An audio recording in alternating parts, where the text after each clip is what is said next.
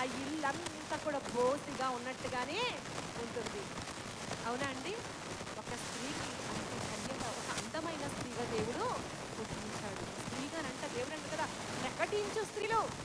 Last week పరిశుద్ధాత్మ దేవుడు ప్రవచించి మాట్లాడిన మాట, ఈ అంచె దినములందంట స్త్రీలనే ప్రార్థించేవారిగా, ప్రకటించేవారిగా, ప్రవచించేవారిగా, సంఘములో పరిచర్య చేసేవారిగా, సంఘాలను కట్టేవారిగా, పాడైపోయిన పునాదులు మళ్ళీ తిరిగి లేపి పాడైపోయిన దావీదు మందిరాల్ని తిరిగి పునర్నిర్మించేటట్లుగా పరిశుద్ధాత్మ దేవుడు ఈ అంచె దినములందు స్త్రీలనే ఆయన సేవకులుగా, పరిచారకులుగా, ప్రవక్తలుగా దేవుడు వాడుకుంటానన్నాడు. ఆయన సంఘాన్ని కాయడానికి, ఆయన మందను మేపడానికి. దేవునికి స్తోత్రం, హల్లెలూయా. ఆయన పిలిస్తే నువ్వు సిద్ధముగా ఉన్నావా? దేవుడు నీకు కలలో కానీ, దర్శనంలో కానీ, ప్రవచనం ఎత్తి కానీ, నువ్వు నన్ను వెంబడించు, సంఘంలో నా సేవ చెయ్యి అని పరిశుద్ధాత్మ దేవుడు కానీ నీతో మాట్లాడితే నువ్వన్నిటిని విడిచిపెట్టి ఆయన వెంబడించడానికి ప్రార్థన ఆత్మతో మనం సిద్ధముగా ఉన్నామా? బైబిల్ గ్రంథంలో చివరి మాట అంటే, ఒక సంఘము కట్టబడాలి అంటే, కుటుంబం కట్టబడాలంటే స్త్రీ పాత్ర అవసరం. ఇల్లంతటినీ చిక్కబెట్టాలంటే స్త్రీ లేకపోతే ఆ ఇల్లు చిక్కబెట్టదు. ఒక సంఘము అభివృద్ధి పొందాలి, ఒక సంఘము విస్తరించబడాలి అని అన్నా కూడా స్త్రీ యొక్క పాత్ర చాలా ముఖ్యమైనది. ఏ కుటుంబంలో అయితే మొట్టమొదటిసారిగా ఒక స్త్రీ రక్షణ పొందుకొని దేవుని మందిరానికి వస్తుందో ఏం చెప్తుందండి? తన భర్తను, తన కుటుంబాన్ని, అన్నదమ్ములను, పిల్లలను, అందరికీ కూడా దేవుని గురించి చెప్పి తన ప్రేమ చేత, తన మాట చేత, తన స్నేహ బంధముల చేత వారి హృదయాన్ని ఆకర్షించి ఒక స్త్రీ వచ్చిందంటే ఆ స్త్రీ అనేక మందిని సంఘానికి నడిపించేదిగా ఉంది. ఒక సంఘం ఆశీర్వదించబడాలి, సంఘం క్షేమాభివృద్ధి కలిగి ఉండాలి అనంటే స్త్రీ యొక్క పాత్ర చాలా ప్రాముఖ్యమైనది. నాకు తెలీదు ఈ దినము మరి మీరు ఫాస్టింగ్ ప్రేయరా, లేకపోతే స్త్రీల కూటమా, లేదంటే సిద్ధపాటు కూడికయా, నాకు తెలియదు. కానీ పరిశుద్ధాత్మ దేవుడు ఏ వాక్యం చెప్పాలంటే దేవుని బలపరచడానికి ఈ వాక్యం చెప్పమని పరిశుద్ధాత్మ దేవుడు నాకు వివరించిన మాట. ఈ అంచె దినాల్లో, చివరి దినాల్లో సంఘము క్షేమాభివృద్ధి కలిగి ఉండాలి అనంటే, సంఘము ఆశీర్వదించబడి ఉండాలి అనంటే, సంఘములో ఎటువంటి వారు ఉండాలంటండి? ప్రార్థించే స్త్రీలు ఉండాలి. సంఘం ఆశీర్వదించబడాలి, కుటుంబం ఆశీర్వదించబడాలంటే ఆ కుటుంబంలో తల్లిగా, భార్యగా నీ పాత్ర ఏంటంటే నువ్వు ప్రార్థించే స్త్రీగా ఉన్నట్లయితే నీ కుటుంబానికి క్షేమము. నువ్వు సంఘములో ప్రార్థనాపరురాలుగా ఉండి, ఒక ప్రవక్తనిగా ఉండి, అన్య భాషలు మాట్లాడుతూ పరిశుద్ధాత్మ శక్తిని పొందుకొని జరిగేది, జరగబోయేది పరిశుద్ధాత్మ దేవుడు నీకు బయలుపరుస్తూ ఉంటే అది ఎవరికి క్షేమము?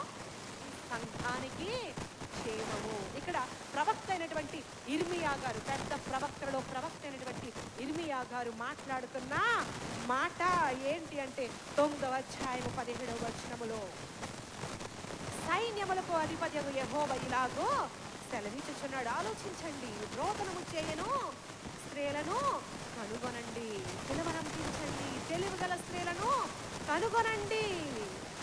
ఎందుకు కనుగొనమంటున్నాడు? తెలివైన స్త్రీలతో పని ఏంటి? జ్ఞానము గల స్త్రీలతో పని ఏంటి? బైబిల్ గ్రంథంలో స్త్రీల గురించి చక్కని మాట ఉంటుంది. జ్ఞానము గల స్త్రీ తన ఇల్లు కట్టుకొను, 3 రాళ్ళు తన చేతులతో తన ఇల్లు పెరికి వేసుకొను. నువ్వు నిజముగా జ్ఞానము కలిగిన స్త్రీగా ఉంటే నీ ఇల్లు ఎలా ఉంటుందంటండి?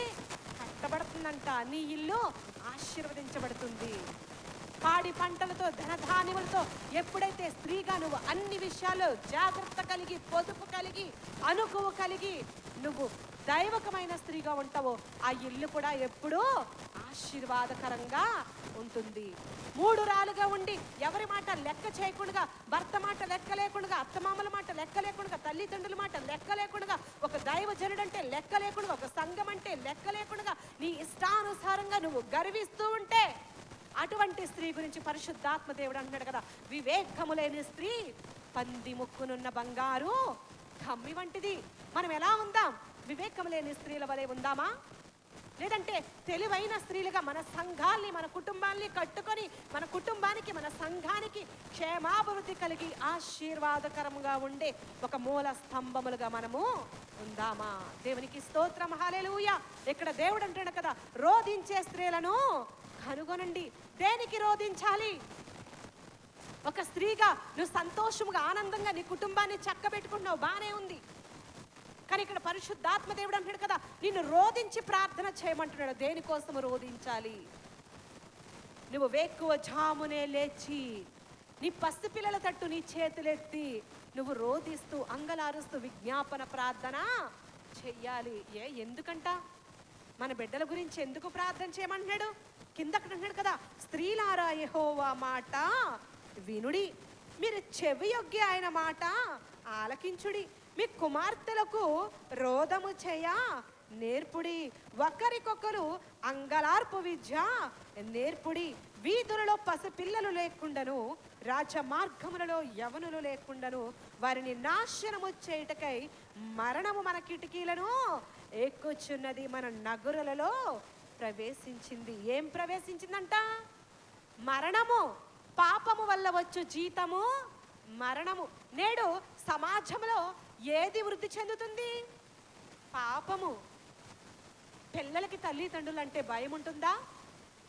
ఆనాడు పెళ్ళైపోయి బిడ్డలు పుట్టిన తర్వాత కూడా తాతయ్య నాయనమ్మ, అమ్మమ్మ తాతయ్య, పెద్దవారు ఈదులో కూర్చున్నవారు ఎవరన్నా, ఒరే నువ్వు అలా ఉండకూడదురా, ఇట్లా ఉండకూడదురా, నువ్వు అలా మాట్లాడకూడదురా, నువ్వు అలా వెళ్ళకూడదురా, నువ్వు అలా చేయకూడదురా, అది తప్పు అని అంటే వారు వెంటనే అలాగే బాబాయ్, అలాగే తాతయ్య, అలాగే నాన్న, అలాగే చిన్నాన్న అని వెంటనే వారు ఒప్పుకొని తలక కిందకు దించుకొని చెప్పిన మాట విని శ్రద్ధగా వెళ్ళిపోయేవారు. ఇప్పుడు ఇలాంటి పిల్లడికి చెప్పండి, ఒరే స్కూల్ వదిలేసి స్కూల్ డమ్మా కొట్టి నువ్వు వీధులంటా తిరుగుతున్నావేంట్రా, అక్కడ తిరుగుతున్నావు, ఎక్కడ తిరుగుతున్నావు, సెల్ ఫోన్ ఇచ్చుకుని ఆటలాడుతున్నావు, బస్తీ చదవట్లేదు, నువ్వు అస్తమాటు టీవీతో ఉంటున్నావు, నువ్వు అస్తమాటు సెల్ ఫోన్ పట్టుకుని వీడియోలు చూస్తూ గేమ్స్ ఆడుతూ తల్లిదండ్రులు మాట అవిధేయులుగా ఉంటూ సండే స్కూల్కి వెళ్ళకుండా, బడికి వెళ్ళకుండా, తల్లిదండ్రుల మాటకి విధేయులుగా ఉండకుండా నీ ఇష్టానుసారంగా నువ్వు నడుచుకుంటున్నావు. నువ్వు ఫోన్ ముట్టుకోవద్దురా, నువ్వు టీవీ చూడొద్దురా, నువ్వు సినిమాలు చూడొద్దురా అంటే వాడు వింటాడా?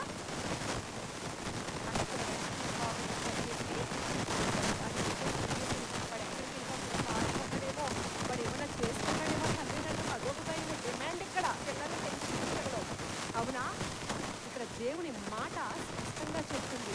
మరణం అంట ఎక్కడి నుంచి ఎక్కుతుంది? మన వైఫై కనెక్షన్ ఎక్కడి నుంచి వస్తుంది? టీవీ కనెక్షన్ ఎక్కడి నుంచి వస్తుంది? డైరెక్ట్గా వచ్చేస్తుందా? కిటికీ నుంచి వస్తుందా? 90 డేస్లో cell phone connection, wifi connection, cable connection. ఒక యవనస్తుని, ఒక యవనురాన్ని, ఒక చిన్న బిడ్డని పాపములో పడేసుకున్న సైతాను ఎంచుకున్న ఒకే ఒక్క ఆయుధం ఏంటంటే పాపమనే మొబైల్. అది ఎంతవరకు వాడాలో అంతవరకే వాడాలి. నువ్వు ఎంతవరకు తినాలో అంతవరకే తినాలి. నువ్వు అధికముగా తిన్నా, అధికముగా చూసినా మొబైల్ కానీ, టీవీ కానీ, మొబైల్ ఫోన్స్ కానీ అది నిన్నేం చేస్తుంది? లోకం వైపుకి నిన్ను ఆకర్షిస్తుంది, పాపం వైపుకి నిన్ను ఆకర్షిస్తుంది.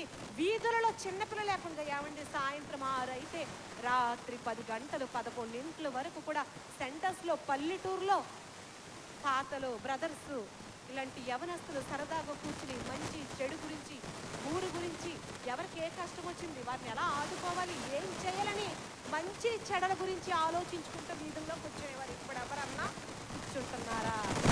సాయంత్రం 6 అయితే చాలు, ఏ సమయానికి ఏ సీరియల్ వస్తుందో, ఏ సమయానికి ఏ సినిమా వస్తుందో టీవీ దగ్గరికి వెళ్ళిపోయి ముందుగా మనము అటెండ్ అయిపోతాం. అందుకనే దేవుడు ఇక్కడ స్పష్టంగా ముందుగానే రాయించాడు, ప్రతిదీ కూడా నా దేవునికి మరుగైనది ఏది కూడా లేదు. జరుగుతున్నది, జరగబోయేది, జరిగింది ప్రతిదీ కూడా పరిశుద్ధాత్మ దేవుడు ఈ యొక్క జీవ గ్రంథములో, పరిశుద్ధ గ్రంథములో ముందుగానే పొందు పరిచాడు. ఇక్కడ అంటాడు కదా, మీ వీధులలో పసిపిల్లలు లేకుండా చేస్తుందంట. అందుకని నీ పిల్లలకి ఏం నేర్పన్నాడు? తండ్రులారా మీ పిల్లలకు కోపము రేపక, ప్రభు యొక్క శిక్షలోను బోధలోను వారిని పెంచండి. పెంచుతున్నామా మనము? మన పిల్లల్ని ఎక్కడ పెంచుతున్నాము? అతి గారాబం చేసి వాళ్ళు అడిగినవన్నీ వారికి ఇచ్చి వారి భవిష్యత్తుని తల్లిదండ్రులుగా మనమే చెడగొడుతున్నాం. ఒక్కసారి ఆలోచించుకుందామా? వాడు అడిగాడని సెల్ ఫోన్లు కొనిచ్చేస్తున్నాం. వాడు చదువుకుంటాడు కదా, మారం చేస్తున్నాడు కదా, ఒక్కగానొక్క కొడుకు కదా, నాకేం తక్కువ? నాకు ఇల్లు లేదా, ఆస్తి లేదా, అంతస్తులు లేదా, డబ్బు లేదా, బంగారం లేదా, నా ఒక్కగానొక్క కొడుకు మొబైల్ అడిగితే నేను కొనివ్వలేనా? వారికి ఫోన్ ఉంది, వీరికి ఫోన్ ఉంది, వారికి అయ్యున్నాయి, వీరికి అయ్యున్నాయి అని చెప్పి వారిని వీరిని చూసుకుని మన పిల్లల్ని మనమే చెడగొడతామండి. బాలుడు నడవవలసిన త్రోవను వానికి నేర్పుము, వాడు పెద్దవాడైనప్పుడు దాని నుండి తొలగిపోడు. చిన్నప్పటి నుంచే వాడికి అన్నం తినకపోతే సెల్ ఫోన్ చూపిస్తేనే అన్నం తింటాడు, అవునా? సెల్ ఫోన్ తీసుకుంటే వాడు అన్నము తినడు. రకరకాల రైమ్స్, రకరకాల పాటలు, రకరకాల డీజే మ్యూజిక్లు ఆ మొబైల్లో పెట్టిస్తేనే పసిపిల్లోడు కూడా సిరులకు తింటున్నాడు. ఇప్పుడు టెక్నాలజీ ఎంతగా అభివృద్ధి చెందిందో పాపం కూడా అంతే అభివృద్ధి చెందింది. దేవుడు వాక్యం అంటే కదా, లోకంతో స్నేహం చేస్తే తండ్రి ప్రేమ వానిలో ఉండదు. ఈ దేవుని నుంచి డైవర్ట్ చేయడానికి అపవాది ఎంచుకున్న ప్రాణము యొక్క పాపమనే లోకము, శరీరాశ, నేత్రాశ, జీవపుటంబం ఇవన్నీ తండ్రి నుండి పుట్టినవి కావు, అపవాది నుంచి పుట్టినవి. అపవాది ఏం చేస్తుందంటే ఏ క్షణమున ఎవరి యొక్క హృదయాన్ని నేను పట్టుకోవాలా, ఏ సమయమున ఎవరు నేను హత్తుకుని మింగేయాలని చూస్తుందంట. అది ఎలా వచ్చిందంటండి? నేను చెప్పానండి, ఇక్కడే దేవుడు పొందుపరిచాడు. అది ఎలా వస్తుందంట? వీధులలో పసిపిల్లలు లేకుండగా, రాజ్య మార్గములలో యవనస్తులు లేకుండగా వారిని నాశనము చేయుటకై మరణము మన కిటికీలను ఎక్కుచున్నది, మన నగరులలో ప్రవేశించింది. ఈరోజు ఏ ఇంట్లో టీవీ లేకుండా ఉన్నదండి? ఈరోజు ఏ ఇంట్లో ఎంతమంది ఉంటే అంతమంది చేతుల్లో సెల్ ఫోను ఉంటుంది. ఇది వరకు మీ చిన్నప్పుడు అట్లాగే ఉంది. సాయంత్రం 6 అయితే రేడియో ఒకటి పెట్టుకుని ఆ రేడియో దగ్గర కూర్చుని ఎవరి వాక్యం వినాలని తహతహలాడిపోయేవారండి? ఆర్ఆర్కే మూర్తి గారు. దేవునికి స్తోత్రం, హల్లెలూయా. ఈ బైబిల్ అందరినీ మార్చేస్తుంది, కానీ ఈ బైబిల్లో ఉన్న తప్పులన్నీ నేను ఎత్తి చూపి క్రైస్తవుల భక్తి తప్పని చెప్తామని ఆ బైబిల్ పట్టుకున్న వ్యక్తినే ఆర్ఆర్కే మూర్తి గారిని తన లోపాలన్నీ చూపించి నువ్వు నా లోపాలన్నీ ఎత్తి చూపిద్దామనుకుంటున్నావు, కానీ వాక్యం చదువుతున్నప్పుడు నీలో ఉన్న లోపాలు నేను చూపిస్తానని చెప్పినప్పుడు ఒక బ్రాహ్మణుడు, నిష్ఠా బ్రాహ్మణుడైన ఆర్ఆర్కే మూర్తి గారు మారిపోయి, నేను ఎక్కడ పడితే అక్కడికి వెళ్ళి చెప్పలేను కదా, నేను ప్రయాణం చేయలేను కదా, నా వయసు అయిపోయింది కదా, నాలో బలము లేదు కదా, దీపముండగానే నీ ఇల్లు చక్కబెట్టుకోమన్నాడు. నన్ను చక్కబెట్టుకున్నాను, నా ఇంటిని చక్కబెట్టుకున్నాను, నా దేశాన్ని నశించిపోచున్న జనాంగానికి కూడా నిజమైన దేవుని యొక్క వాక్యం ప్రకటించాలని చెప్పి ఆ రేడియోలో ఆకాశవాణి నుంచి సాయంత్రం 6 అయితే 7 గంటల వరకు వాక్యం వస్తే ఇంట్లో ఎంతమంది ఉన్నారో అంతమందిని కూడా కూర్చోబెట్టి అక్కడ పెడితే ఇరుగు పొరుగు వారు కూడా వాక్యాలు వినేవారు. విని ఆ వాక్యాలు విని ఎంతమంది ప్రభు వైపు ఆకర్షితులు కాలేదండి? కానీ ఇప్పుడు అలాగా దేవుని వాక్యం వింటున్నారా? లెగిసిన వెంటనే దేవుని వాక్యం చదువుతున్నామా? లేచిన వెంటనే ప్రార్థన చేస్తున్నామా? మోకరించి నిద్రపోయే ముందు వాక్యం చదివి ప్రార్థన చేసి కుటుంబ ప్రార్థన చేసి మనము నిద్రపోతున్నామా? మనకు ఆశీర్వాదాలు కావాలంటే ఎక్కడి నుంచి వచ్చేస్తాయి? దేవుని యొద్దకు రండి, అప్పుడు ఆయన మీ యొద్దకు వచ్చును. నువ్వు దేవుని యొద్దకు వెళ్ళకుండగా, నువ్వు దేవునితో మాట్లాడకుండగా నా ప్రతి కోరికను తీర్చు ప్రభువా, నా ప్రతి కష్టం నుంచి నన్ను గట్టెక్కించు ప్రభువా, నాకు శ్రమ వచ్చింది ప్రభువా, నాకు బాధ వచ్చింది ప్రభువా, నన్ను తప్పించు ప్రభువా, నన్ను విడిపించు ప్రభువా అంటే నీ దేవుడు ఎందుకు నీ వైపు చూస్తాడు? అవసరం వచ్చినప్పుడు మాత్రమే కాదు, అన్ని వేళల నీ నామము, యెహోవా నామము స్తుతినందా తగినది. నిత్యము నీ హృదయములో, నీ హృదయం అనే బలిపీఠం అంట నిత్యము మండుతూ ఉండాలి. పరిశుద్ధాత్ముడానికి స్తోత్రములు, హల్లెలూయా. తల్లులుగా ఒక ప్రతి కుటుంబం, ఒక సంఘము కట్టబడాలంటే తల్లులకి చెప్పుచున్న మాట ఏం చేయమన్నాడు? నీ పసిపిల్లలకి రోదనము చేయి, నీ కుమార్తెలకు రోదనము చేయా నేర్పండి. ఈనాడు మగ పిల్లల కంటే ఎక్కువగా కాపాడుకోవలసింది ఎవరండి? ఆడపిల్లల్ని. బయటికి వెళ్తే వాళ్ళు క్షేమంగా వస్తారా? ఏ దురుద్దేశము, ఏ చీకటి, ఏ పాపము దుష్ట కన్ను వారి మీద పడుతుందని తల్లి తండ్రులుగా భయపడుతూ పిల్లల్ని చదివిస్తున్నాం, భయపడుతూ బయటికి పంపిస్తున్న ఆడపిల్లలకి సేఫ్టీ ఉందండి? లేదు. వారిని వారు కాపాడుకోవడానికి మీ పిల్లలకి ఏం నేర్పంటున్నాడు? ప్రార్థన నేర్పమంటున్నాడు. నేర్పిస్తున్నామా మన బిడ్డలకి ప్రార్థన? వారు అడిగిన బట్టలు, వారు అడిగిన బంగారం, వారు అడిగినవన్నీ కూడా, వారి ఇష్టాలన్నీ కూడా తల్లిదండ్రులుగా మనం తీరుస్తున్నప్పుడు మీ బిడ్డలతో నువ్వు చెప్పుతున్నావా? వారు పడుకుంటున్నప్పుడు, వారు లేస్తున్నప్పుడు, వారు ఎంత కూర్చున్నప్పుడు దేవుని యొక్క మాటలు నీ బిడ్డలకి నీవు నేర్పిస్తున్నావా? నువ్వు నేర్పించకపోతే వాళ్ళు ఎలా నేర్చుకుంటారు? తల్లిగా వారి చెయ్యి పట్టుకుని మనం నడక నేర్పించకపోతే వారు ఎలాగా నేర్చుకుంటారు? నీ కుమార్తెలకు రోధించే ప్రార్థన నేర్పించండి. మా కుమార్తెలు నగరకై చెక్కిన మూల స్తంభములను పోలి ఉన్నారు. మా కుమారులు ఎదిగిన మొక్కల వలె ఉన్నారు. మరి మన బిడ్డలు ఎలా ఉన్నారు? సంఘానికి ఉపయోగపడే బిడ్డలుగా ఉన్నారా? తల్లి తండ్రికి ఉపయోగపడే కుమార్తెలుగా కుమారులుగా ఉన్నారా? లేదంటే ఇహలోక సంబంధమైన ఆశలతో ఈ లోకానుసారమైన ఇష్టాలు నెరవేర్చుకుంటూ దేవునికి విరోధముగా ఉంటూ మనము బ్రతుకుతున్నామా అన్నది కుమార్తెలుగా, ఆడపిల్లలుగా, తల్లులుగా మనం వారికి బోధించాలి. వాళ్ళు నేర్చుకోవాలి. ఇక్కడ బైబిల్ గ్రంథములో తెలివైన స్త్రీలను కనుగొనండి. ఎందుకు తెలివైన స్త్రీలను కనుగొనమన్నారు? తెలివిగా ఉంటే తన కుటుంబాన్ని కట్టుకుంటుంది, తన ప్రాంతాన్ని కాపాడుకుంటుంది. బైబిల్ గ్రంథములో తెలివైన స్త్రీలే కాదండి, తెలివి తక్కువ స్త్రీలు కూడా ప్రభుని వెంబడించి, ఏమి తెలియని వారు ప్రభుని వెంబడించి, పాపాత్మురాలైన స్త్రీ ప్రభుని వెంబడించి ఆమె ఎక్కడికి వెళ్తే అక్కడ ఈ సువార్త ప్రకటించబడుతుంది. ఎవరా స్త్రీ? ధనురాలా? గొప్పదా? మంచిదా? క్యారెక్టర్ ఉన్న వ్యక్త? కాదు, సమరయ స్త్రీ. దేవుని ఆత్మ సత్యములో నుండి సర్వసత్యములోనికి నడిపిస్తుంది. తనంటది కదా, నీళ్లు చేదుకుంటాకి వచ్చినప్పుడు ఇంత మిట్ట మధ్యాహ్నం వేళ నువ్వు ఎందుకు వచ్చావు నీళ్లు చేదుకుంటాకి? నీ భర్త ఎక్కడున్నాడో తీసుకురా అంటే యేసుక్రీస్తు ప్రభు, నువ్వు నీళ్ళు అడిగితే నీళ్ళు ఇవ్వలేదు, కానీ నేను ఇచ్చే నీళ్ళు నువ్వు తాకితే నువ్వెప్పుడు కూడా దాహము మనవు, ఊరడి బొగ్గగా ఉంటాయి అని చెప్పినప్పుడు నాకు భర్త లేడని చెప్తుంది. నిజమే నువ్వు అన్నమాట. నీకు భర్త లేడు నిజమే. నీకు ఎంతమంది? 5 భర్తలు ఉన్నారు. వెళ్ళి వాళ్ళందరినీ తీసుకురంటే ఆ విషయం అసలు ఈయనకి ఎలా తెలుసు? ఆ మరణం నా మనసులోనే కదా ఉంది, ఈ పాపం నా హృదయంలోనే కదా ఉన్నది, ఈయనకి ఎలా తెలుసు అని విసుక్కుందా? ప్రభుకి ఎదురు తిరిగిందా? నా గురించి ఇంతమందిలో జన సమూహంలో నన్ను ఓపెన్గా సిగ్గుపరిచవేంటి? నువ్వు నిజంగా దేవుడువా? పాపం చేస్తూ పట్టబడిన స్త్రీని రాళ్లతో కొట్టి చంపాలని మోషే ధర్మశాస్త్రం ఇచ్చినప్పుడు ఆ స్త్రీని రాళ్లతో కొట్టాలని అందరూ చూచినప్పుడు యేసుక్రీస్తు ప్రభువారు ఏమని పిలిచారామని? అమ్మా అని పిలిచారు.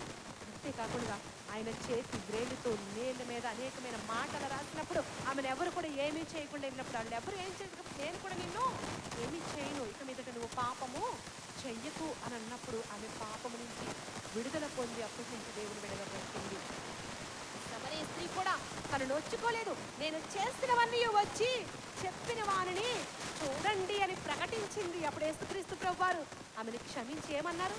నిజముగా ఈమె చేసినవని ఎక్కడ సువార్త ప్రకటించబడుతుంది అక్కడ ఈమె సాక్షార్థముగా ఉండును. దేవుడు అన్నాడు కదా, ప్రకటించే స్త్రీలను కనుగొనండి, తెలివైన స్త్రీలను కనుగొనండి. బైబిల్ గ్రంథంలో తెలివైన స్త్రీ, ధైర్యము కలిగిన స్త్రీ, ప్రార్థనా పరురాలైన స్త్రీ ఎవరా స్త్రీ? మీకు ఒక టాస్క్ ఇస్తున్నాను, న్యాయాధిపతుల గ్రంథంలో ఉంటుంది. ఎవరామె? బైబిల్ తీయకుండా చెప్పాలి. దెబోరా కాదు, ఇంకొక స్త్రీ ఉంది అదే అధ్యాయములో, యాయేలు. న్యాయాధిపతుల గ్రంథము 4వ అధ్యాయములో 2 స్త్రీలు మనకి కనిపిస్తున్నారు. 2 పురుషులు అక్కడ మనకి కనిపిస్తున్నారు. ఎవరు ఆ స్త్రీ అని అంటే, ఈ స్త్రీ అంట లప్పి దోతుకు భార్య దెబోరా. ఆమె ఎవరంటండి? ప్రవక్తిని. దెబోరా ప్రవక్తిని, జడ్జ్ అనమాట. తను న్యాయాధిపతి అంట.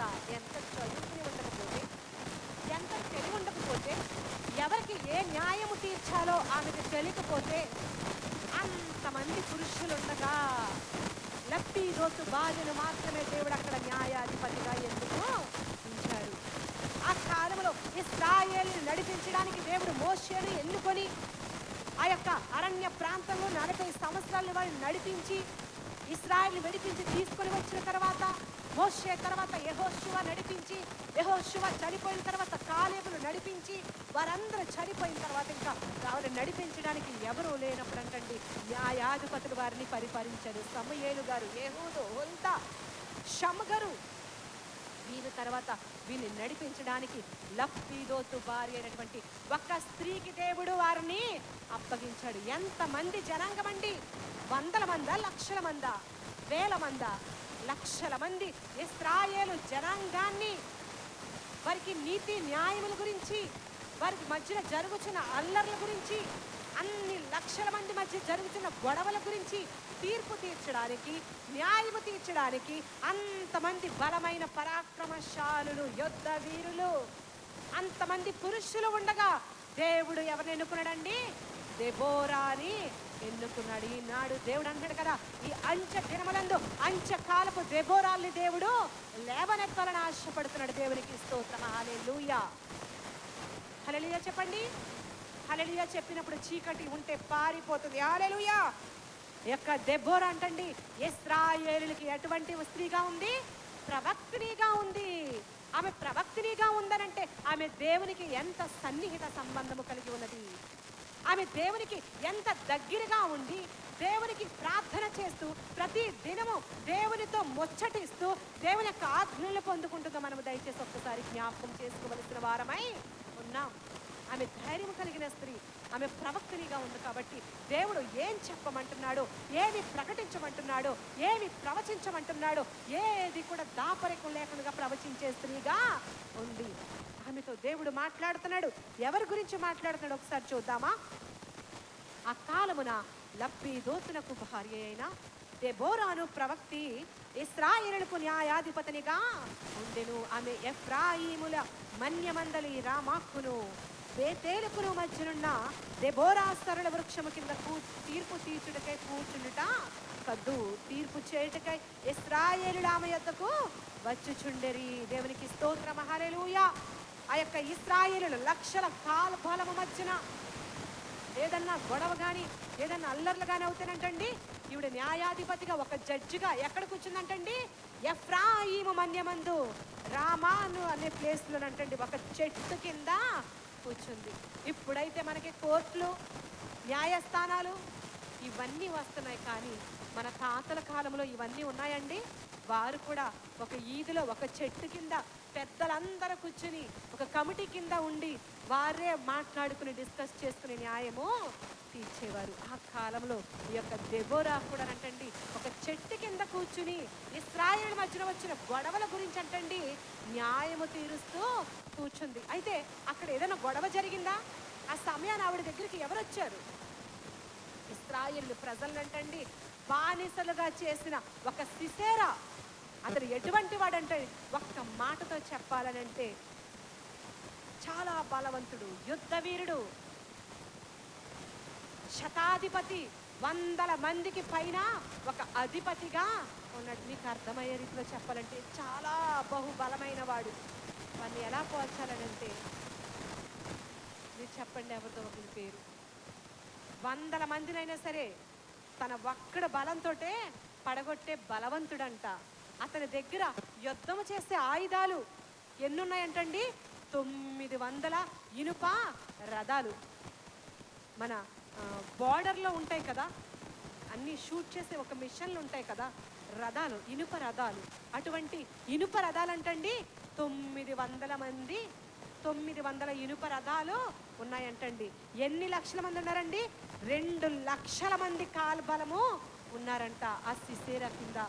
అతడు ఏం చేస్తున్నాడంటే న్యాయాధిపతులు వెళ్ళిపోయిన తర్వాత ఇశ్రాయేలుని అనేకమైన చిత్రహింసలకు గురి చేస్తూ ఉన్నాడంట. గురి చేస్తున్నప్పుడు ఆ ఇశ్రాయేలుని తప్పించడం కోసము ఈ ప్రవక్త అయినటువంటి దెబోరాతో దేవుడు మాట్లాడుతున్నప్పుడు ఆ బారాకును పిలిచి ప్రవక్త అయినటువంటి దెబోరా చెప్పుచున్న మాట ఒక్కసారి చూడండి. ఆమె నఫ్తాలి కాదేశులో నుండి అబీనోయము కుమారుడైన బారాకును పిలిపించి అతనితో ఇట్లా, నేను నీవు వెళ్ళి నఫ్తాలీయులలోను జెబూనీయులలోను 10,000 మంది మనుషులను తాబోరు కొండ యొద్దకు రప్పించుము. నేను నీ దగ్గరకు యాబీను సేనాధిపతి అయిన సిసేరాను అతని రథములను అతని సైన్యమును కీషోను ఏటి దగ్గరికి వచ్చి నీ చేతికి అతన్ని అప్పగించెదను. దేవునికి స్తోత్రం. హల్లెలూయా. ఇశ్రాయేలు పక్షమున ఆనాడు తండ్రి అయిన యెహోవా దేవుడు ఎలాగైతే యుద్ధము చేసి ఎర్ర సముద్రం నుంచి వారిని విడిపించి పాలు తేనెలు ప్రవహించు కానాను దేశానికి ఎన్ని శ్రమలు వచ్చినా, కష్టాలు వచ్చినా, ఫరో గారు ఎన్ని చిత్రహింసలకు గురి చేసినా, దేవుడైన యెహోవాని వారు ఎంత శోధించినా, ఆకాశం నుండి మన్నాను కురిపించి బండ నుండి దేవుడు తాగే జీవ జలమునిచ్చి వారిని ఎంతగా ప్రేమించి పోషించి తప్పించినా సరే వారు విశ్వాసం లేకుండా జనాంగముగా ఇశ్రాయేలులో ఉన్నారంట. అయినప్పటికీ కూడా తన జనాంగం మీద దేవుని ప్రేమ పోలేదు, వారిని విడిచిపెట్టలేదు. వారు శ్రమలో ఉన్నప్పుడు యెహోవాకు మొరపెట్టినప్పుడు వారికి దేవుడు దెబోరా ప్రవక్తని ద్వారాగా మాట్లాడుతాడు. ఏమని? నేను శత్రువు అయినటువంటి సిసేరాను ఎక్కడికి రప్పిస్తున్నానండి? కీషోను వాగు దగ్గరికి. అతని సైన్యం అంతటిని, అతని ఇనుప రథాలన్నిటితో కూడా నేను కీషోను వాగు దగ్గరికి రప్పిస్తున్నాను. ఇశ్రాయేలీలో బలమైన పురుషులను 10,000 మందిని పోగేసుకుని వారి మీదకి యుద్ధానికి దండెత్తి వెళ్ళు, వారిని నేను నీకు అప్పగిస్తానని చెప్పినప్పుడు, ఒక ప్రవక్తనిగా చెప్పిన మాట, దేవుడు పలికిన మాట వెంటనే బారాకు విన్నాడా అండి? వినలేడు. అతనుకున్న స్వభావం ఏంటంటే నీలాగా నాలాగా తిరుగువాడే. అయ్యి బాబోయ్, సిసేరా అంటే ఒక మాదిరి మనిషి కాదు. అతడు చాలా బలమైన వాడు, చాలా ఎత్తుగా ఉంటాడు. గొల్యాతుకున్నటువంటి బలం అతనికి ఉంది. అతని ముందర మేము 10,000 మంది ఎక్కడ సరిపోతాం అతనితో యుద్ధము చేయడానికి? మేము 2 లక్షల మంది ఉన్నారు, మేము చూస్తే 10,000 మంది. ఈ 10,000 మంది కూడా బలవంతులు కాదు ప్రభువా, వారితో యుద్ధం చేయడానికి మాకు బలము సరిపోదు ప్రభువా అని చెప్తున్నాను. బైబిల్ గ్రంథములో పరిశుద్ధాత్మ దేవుడు నాకు గుర్తు చేస్తున్న మాట యెహోషాపాతు 2వ దినవృత్తాంతముల గ్రంథంలో ఉంటుంది ఆ మాట. మీరు తీయొద్దు, నాకు ఇచ్చిన సమయాన్ని నేను యూజ్ చేసుకోవాలి. వారి మీదకి కూడా అమ్మోనీలు, మస్పతోమీలు, కల్దీలు వీరందరూ శత్రు సమూహములతో యుద్ధం చేస్తానికి వచ్చినప్పుడు ఆ యొక్క యెహోషాపాతు ఏం చెయ్యాలో తెలియక తన యోధా జనాంగం అంతటిని కూడా, స్త్రీలనేమి, పురుషులనేమి, యవనస్తులనేమి, పిల్లలనేమి అందరినీ కూడా ఉపవాసముండి ప్రార్థన చేసి దేవుని పాదాలు పట్టుకొని బ్రతిమాలుచున్నాడు. అయ్యో ప్రభువా, నేను చూస్తే తక్కువ మంది జనాంగము, ఇశ్రాయేలు జనాంగము ఉన్నది. ఇన్ని శత్రు దేశాలు మా మీదకి యుద్ధం చేస్తానికి వస్తున్నాయి, వారందరూ కలిసి మమ్మల్ని సంహరించాలని చూస్తున్నారని చెప్పి యోధా జనాంగం అందరూ కూడా ఉపవాసముండి, ప్రభువా నీవే మాకు దిక్కు, ఈ జనము నుంచి యుద్ధం చేయడానికి నీవే మాకు శరణము, నీవే మాకు అండ, మాకు సహాయం చేయమని ప్రార్థన చేసినప్పుడు యెహోషాపాతుతో దేవుడు మాట్లాడుతున్న మాట, మీరు వెళ్ళండి, మీతో పాటు యుద్ధం చేయడానికి నేను నా దూతల్ని పంపిస్తాను అని చెప్పి వారి పక్షాన దేవుని యొక్క దూతలు యుద్ధము చేసి ఇశ్రాయేలుకి విజయాన్ని ఇచ్చాడు. దేవునికి స్తోత్రం, హల్లెలూయా. అదే విధంగా ఇశ్రాయేలు పక్షాన దేవుని యొక్క ఆత్మ ఉంటుంది. ఇశ్రాయేలు జనాంగం అంటే ఎవరండి? పేరు పెట్టి పిలువబడిన జనాంగము, అబ్రహాము యొక్క సంతానము. అబ్రహామును బట్టి ఇస్సాకుకు, ఇస్సాకును బట్టి యాకోబుకు, యాకోబును బట్టి యోసేపుకు దేవుడు ఒక వాగ్దానము ఇచ్చాడు. పర్వతములు తొలగినా, మెట్టలు తత్తరిల్లినా నా కృప నిన్ను విడిచిపోదు. సమాధానమైన నిబంధన, దేవుడు వారితో చేసిన నిబంధన నేను ఎన్నటికీ కొట్టివేయను, తొలగిపోదని చెప్పినట్లుగా దేవుడు వారిని బట్టి, అబ్రహామును బట్టి లోతును ఆశీర్వదించి, అబ్రహామును బట్టి లోతును రక్షించినట్లుగా ఇక్కడ ఇశ్రాయేలుని రక్షించడానికి దేవుడు ఎవరిని ఎన్నుకున్నాడండి? మళ్ళీ మీరు దేబోరా అంటున్నారు. యాయేలు. బారాకుకి చెప్తుంది ప్రవచనం, నువ్వు వెళ్ళు, 10,000 మందిని పోగేసుకుని వెళ్ళు పురుషుల్ని సిసెరాతో యుద్ధం చేయడానికి. కీషోను వాగు దగ్గర యుద్ధంలో నీకు విజయం ఇచ్చి నీ పక్షాన దేవుడు నిలబడతాడంటే ఇక్కడ బారాక్ అన్నాడు కదా, నువ్వు నాతో వస్తే నేను నీకును యుద్ధానికి వెళ్తాను. బాబోయ్, నేను అతనితో యుద్ధం చేయడానికి నాకు బలము సరిపోదు, నాకు శక్తి సరిపోదు, నేను 10,000 మందిని తీసుకుని వెళ్ళిన వాళ్ళు బలగ్రస్తులు, యుద్ధ వీరులు కాదు అని చెప్పినప్పుడు అక్కడ దెబోరా అంటుంది కదా, బారాకు నీవు నాతో కూడా వచ్చినడల నేను వెళ్ళేదను గాని నీవు నాతో రాకపోతే నేను వెళ్ళనని ఆమెతో చెప్పాను. అప్పుడు ఆమె, నేను నీతో అగత్యముగా వచ్చేదను, అయితే నీవు చేయు ఈ యుద్ధము వలన, నీవు చేయు ఈ ప్రమాణము వలన నీకు ఘనత కలగదు. ఆమె ఒక దేవుడు మాట్లాడు, ఒక ప్రవచనం చెప్పారు అని అంటే అది మనిషిని హెచ్చరించి వచ్చినది కాదు. ఒక ప్రవచనము ఒక ప్రవక్తి మాట్లాడిందనంటే అది దేవుడు మాట్లాడి బయలుపరుస్తేనే కానీ అది మాట్లాడలేరు. ఇక్కడ ప్రవక్త అయినటువంటి దెబోరా చెప్పిన మాట వెంటనే లోబడకుండా ఏమన్నాడు?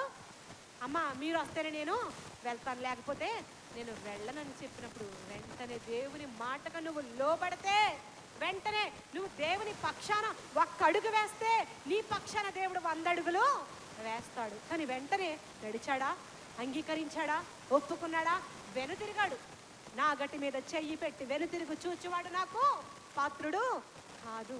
నిన్ను నడిపించేవాడు ఆయన ఆయన చెయ్యి పట్టుకుని నువ్వు నడవాలి. కానీ ఇతనిలో ఏమి లేదు, విశ్వాసము లేదు, ప్రార్థన ఆత్మ లేదు. వెంటనే దేవుడు దెబోరాతో మాట్లాడతాడు. నువ్వు వెళ్తున్నావు కానీ నీ ప్రయాణము వలన, నువ్వు చేసే యుద్ధము వలన నీకు ఘనత రాదు. నన్ను ఘనపరచువని నేను ఘనపరుస్తాను. నువ్వు దేవుని ఆ క్షణము ఘనపరిస్తే బారాకుకి దేవుడు యుద్ధముల విజయాన్ని ఇచ్చేవాడు. కానీ ఎప్పుడైతే వెనుతిరిగడో నా ఆత్మ ఎందు సంతోషం లేదని చెప్పిన దేవుడు అతనికి మారుగా ఒక ప్రార్థించే స్త్రీని దేవుడు ఎన్నుకున్నాడు. ఆమె ఎక్కడ ప్రార్థించేది?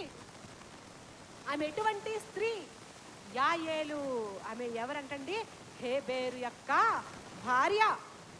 హేబేరు యొక్క భార్య ఎక్కడ ఉంటుందంటే ఈ ఇశ్రాయేలులంట గుడారములో నివసించేవారు. పరిశుద్ధ పర్వతములకు ఎక్కదగిన వారెవరు? ఆయన గుడారములో. ఒకసారి కీర్తన గ్రంథము 15వ అధ్యాయము చూద్దామా? యెహోవా 1వ అధ్యాయము. ఆమేన్. చదవమ్మా. ఆమేన్.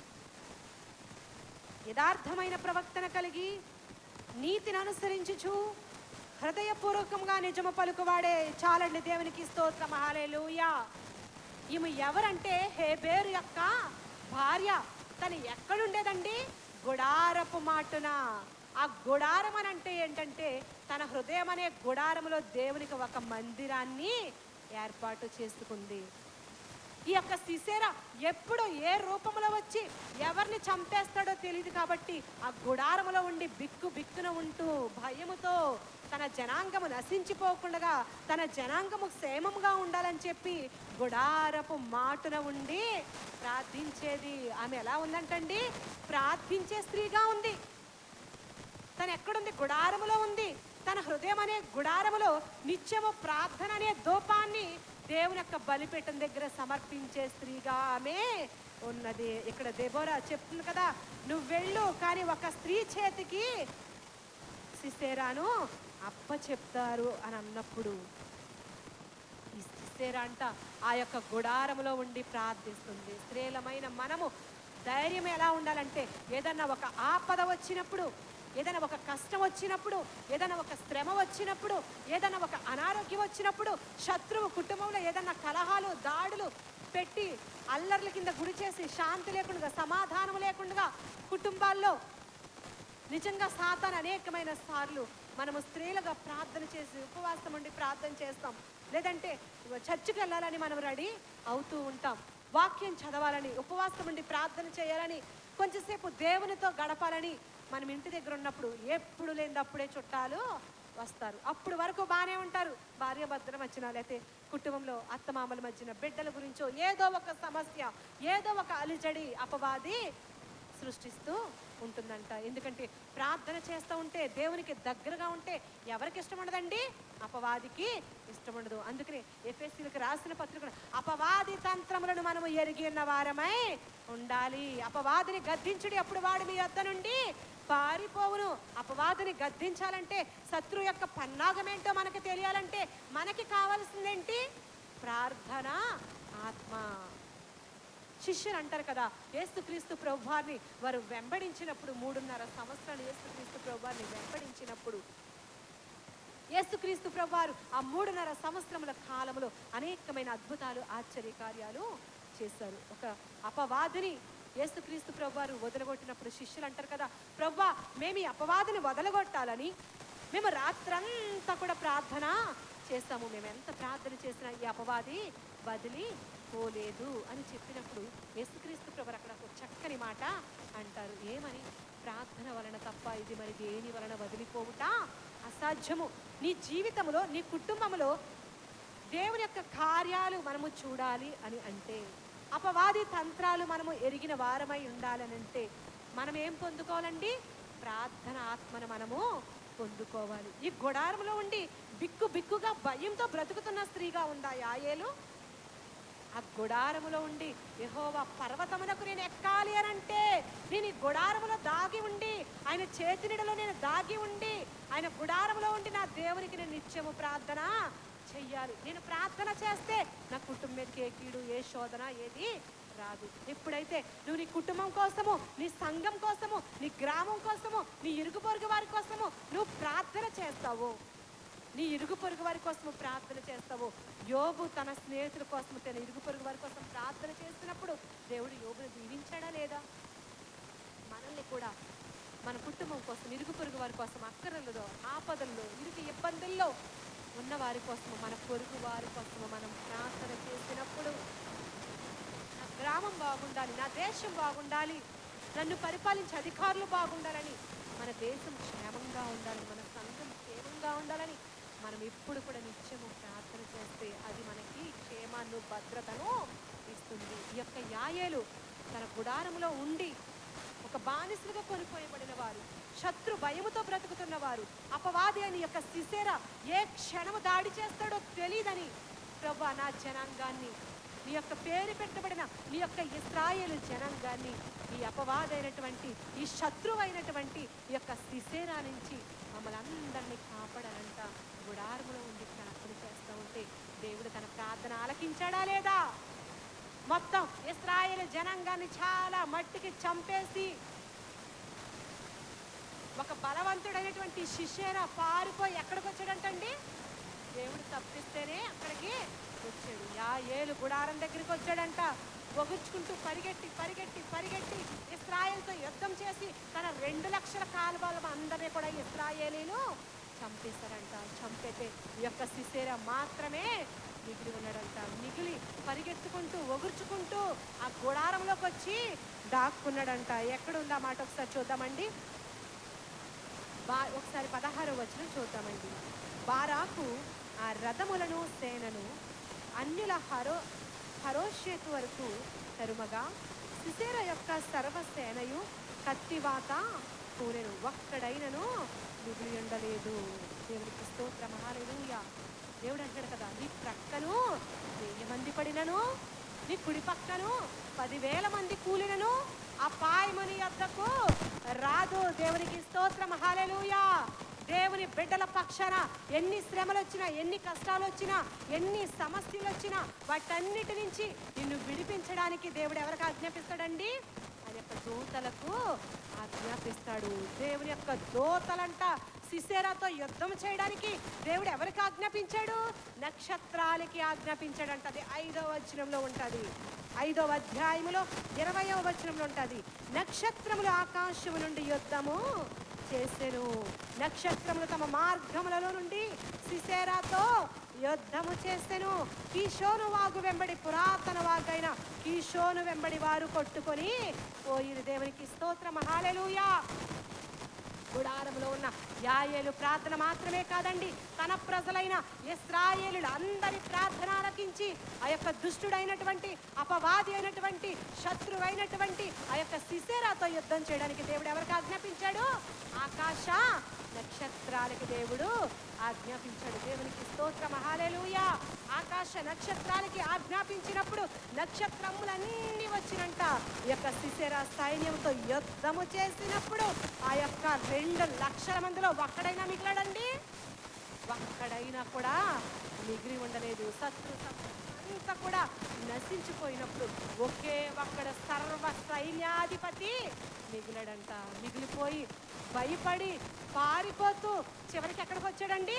తాను తీసుకున్న గోతులో తానే పడిపోయినట్టు ఒక యోధురాలు, ప్రార్థనాపరురాలు, తెలివైనటువంటి స్త్రీ గుడారానికి వచ్చి ఒగుర్చుకుంటూ వచ్చి ఆయాస పడిపోతూ, నేను చాలా దాహము కొని ఉన్నాను, నాకు దాహమునకు నీరు ఇవ్వమని అడిగాడు. దేవునికి స్తోత్రం, హల్లెలూయా.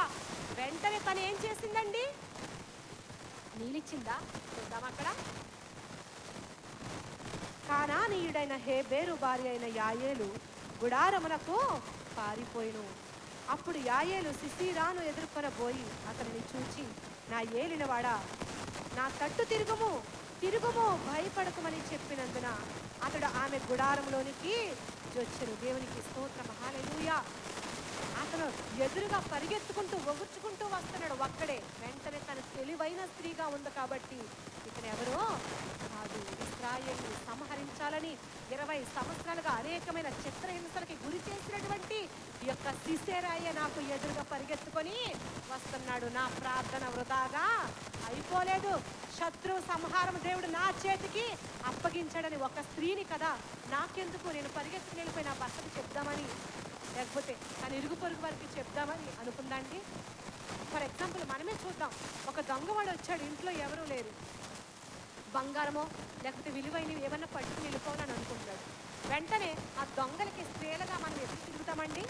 కేకలు వేసుకుంటూ బయటికి పారిపోతాం, లేదంటే ఇరుగు పొరుగు వారికి చెప్తాం, లేదంటే వాడి చేతిలోనే మనం చిక్కి దెబ్బలు తినడమో లేకపోతే ప్రాణాలు కోల్పోవడమో జరుగుతుంది. కానీ ఈ స్త్రీ ఎలా ఉందంటే, తనకి ఎక్కడి నుంచి వచ్చిందంటే ధైర్యము, తను ప్రార్థన చేసే స్త్రీగా ఉంది. దేవుని యొక్క ప్రార్థనాత్మను పొందుకుంది. దేవుడు చెప్పాడు కదా, మీరు భయపడకండి, జడియకండి, మీ పక్షాన్ని యుద్ధం చేసేది నేనే, నా దేవుడు నా పక్షాన ఉన్నాడు.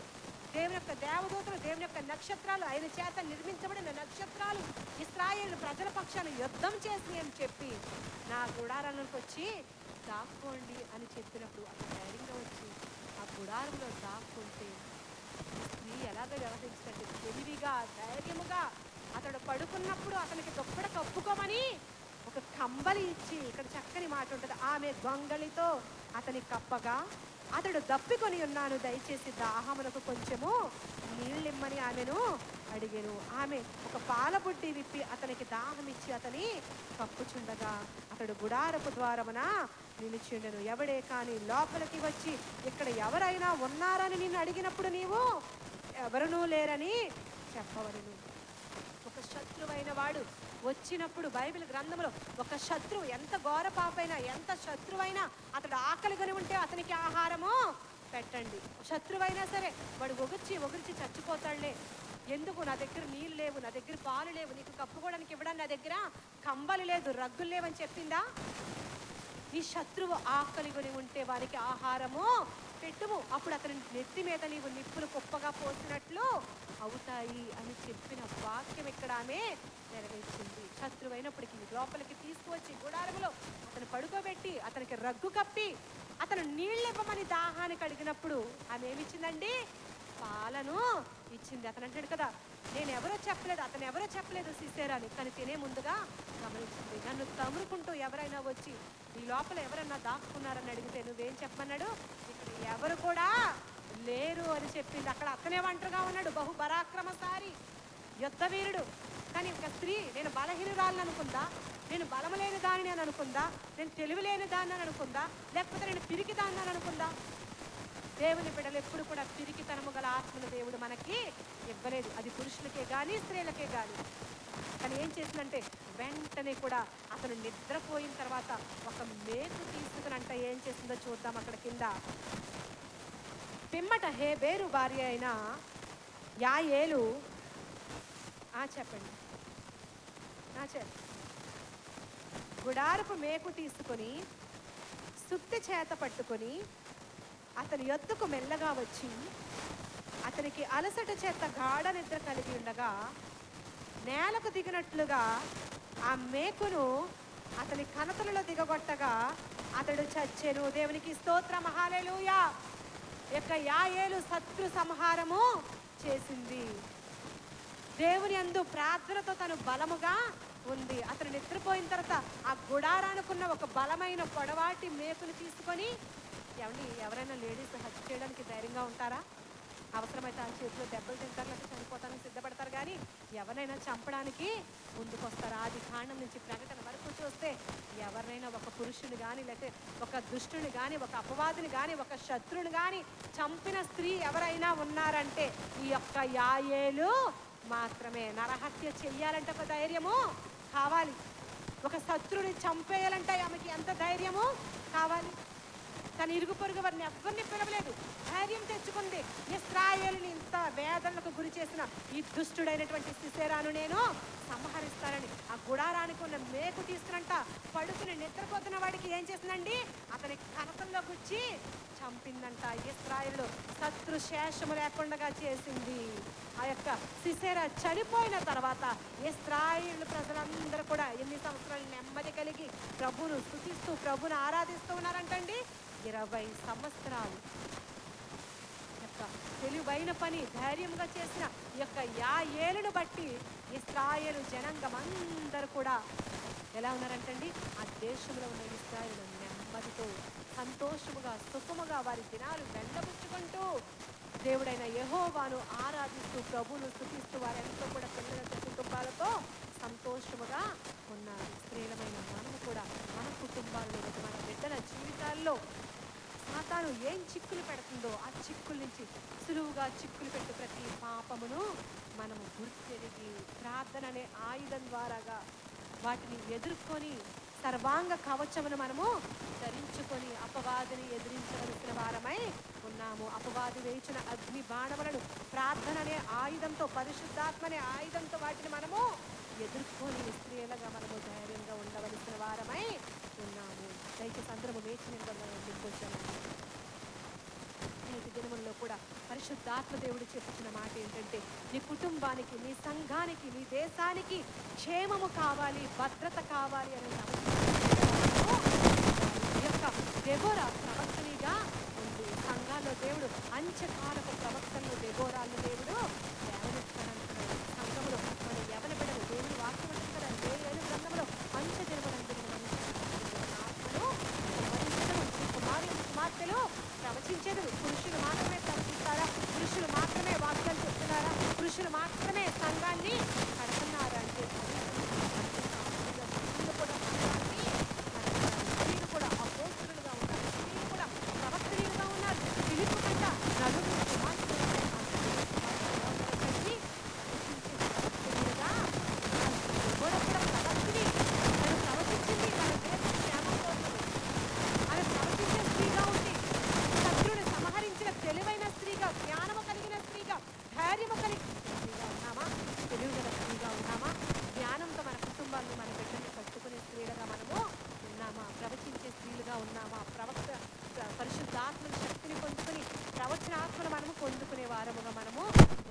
లేదా అన్నది ఈ రాత్రి మనం ఒక్కసారి ప్రశ్న వేసుకోవలసిన వారమై ఉన్నాము. వాక్యమును దీవించి ఆశీర్వదించునుగాక.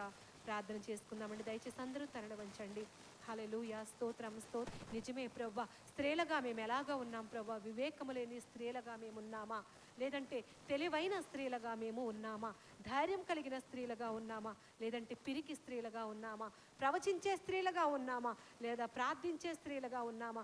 మేము ఎలాగా ఉన్నాం ప్రభువా?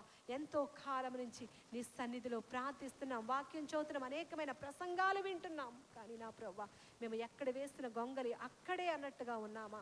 లేదంటే మేము అభివృద్ధి చెంది ప్రార్థనాత్మను పొందుకుని ప్రవచించే ప్రవక్తలుగా మేము మా సంఘానికి క్షేమాన్ని కలిగించే బిడ్డలుగా మేము ఉన్నామా లేదా అని నా ప్రభా, తల్లిదండ్రుల మాటకు నా ప్రభ నాయన, మా కుమారులు మా కుమార్తెలు లోబడి నా ప్రభ నాయన, వాక్యం అనే పాలతో మా బిడ్డల్ని పెంచుకునేటట్లుగా నా ప్రభ మీరు మాకు కృప చూపమని, విడుదల దయచేసి విజయాన్ని దయచేయమని ప్రార్థిస్తున్నాను ప్రభ.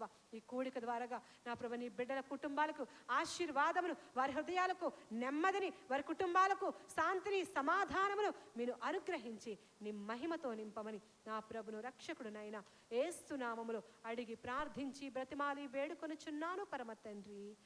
ఆమేన్, amen, amen. Praise the Lord. అందరికీ వందనాలండి.